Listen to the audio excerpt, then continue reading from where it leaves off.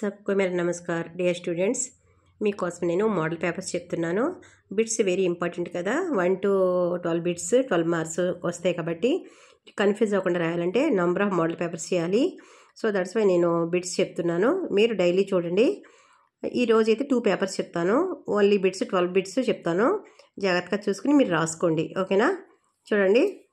నిమ్నలిఖిత ప్రశ్నకి ఉత్తర సూచనకి అనుసాर लिखिए అన్నారు కదా చూడండి అంటే సూచన అంటే ఇక్కడ ఏమి ఇస్తే దాన్ని బట్టి మనం రాయాలి 12 into 1 and 12 marks each one 1 mark అనమాట मृग बन में चरता है रेखांश शब्द का तद्भव रूप की विकल्पों में से पहचान कर लिखिए అన్నాడు కదా బన్ అనే దానికి ఆన్సర్ 1 చూడండి ఇక్కడ ఆప్షన్ మనకు ఉంటుంది కానీ మీరు ఎగ్జామ్లో ఈ 1 అనేది మీరు రాయాల్సి ఉంటుంది 1 అని నంబర్ వేసి ఇది మీరు ఆన్సర్ కరెక్ట్గా చూసి తప్పు లేకుండా రాస్తే సరిపోతుంది అలాగే సెకండ్ మీరాబాయి శ్రీకృష్ణ के लिए बाग बगीचे लगाई వాక్యం క్రియా శబ్దం అంతకుముందు క్రియా విశేషణ ఇచ్చేవాడు ఇప్పుడు క్రియా ఇస్తున్నాడు ఇప్పుడు లగాయి అనేటువంటిది క్రియ అలాగే 1947 అనగానే 1947 అనమాట ఈ నంబర్ వేస్తే చాలు 3 అని వేసి ఈ నంబర్ వేస్తే మీరు చాలు మీకు 1 మార్క్ వచ్చేస్తుంది పర్వత్ కే బడే బడే వృక్ష ఆకాశ్ డాష్ ఓర్ దేకే రహేతే అని ఇచ్చాడు కదా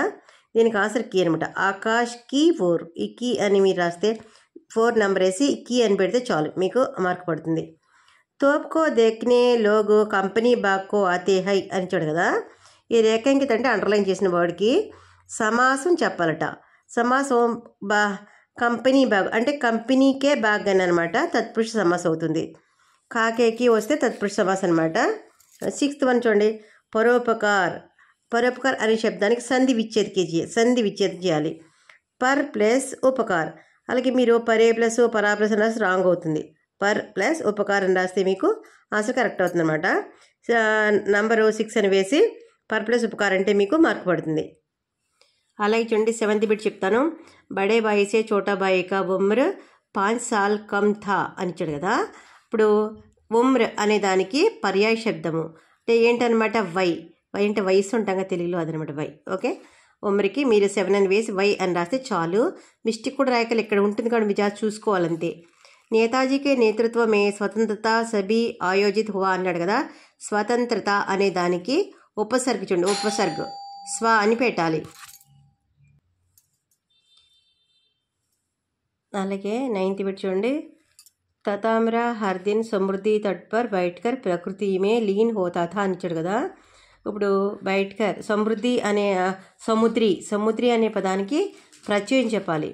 సముద్ర ప్లస్ ఈ అనమాట విడదీయమంటే ఇప్పుడు ఈ అనేది ఏంటి ప్రత్యయం అంటే మనం 9 అని వేసి ఈ అని పెడితే చాలు 10th వన్ చూడండి ఔరతే సోనేకే గహనే లాయి హై ఔరతే సోనేకే గహనే లాయి హై గహనే అంటే ఆభరణం అనమాట బంగారు ఆభరణాలు పెట్టుకున్నారని ఇస్ వాక్య కా లింగ పరివర్తన్ రూపు వికల్పం మేసే పహచాన్ కర్ లిఖియే అన్నాడు అంటే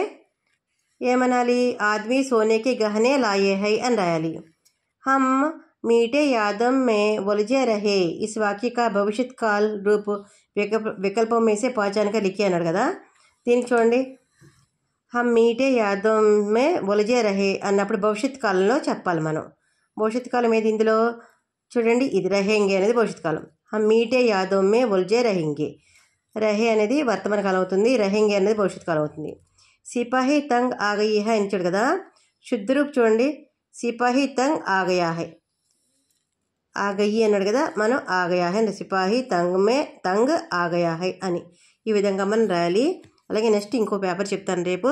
ధన్యవాదాలు అందరికీ రాసుకోండి అందరూ ఆల్ ద బెస్ట్